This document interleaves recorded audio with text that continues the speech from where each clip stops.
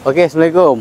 Ni hari kita ada sebuah Persona Elegant full spec Okey, owner ni cakap bila jalan berdengung Walaupun dah pakai exhaust besar pun still berdengung juga Jadi ni hari dia datang, dia suruh kita cek.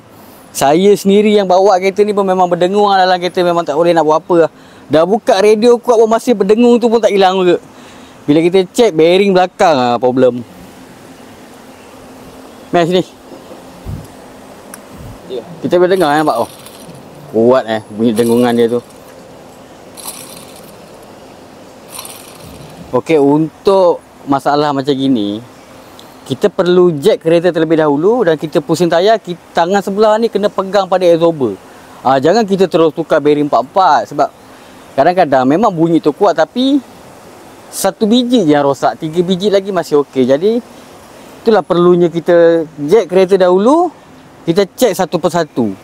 Okey, lagi satu kita nak bagi tahu yang kereta ni dah 2 tahun overhaul dengan kita dan dia menggunakan minyak lubrek daripada Dubai 1040 semi.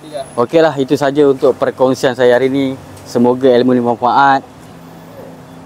Mana nak servis kereta, mana nak repair kereta, mana nak buat under garage, boleh terus direct kita di Zelan Auto. Assalamualaikum, luncur.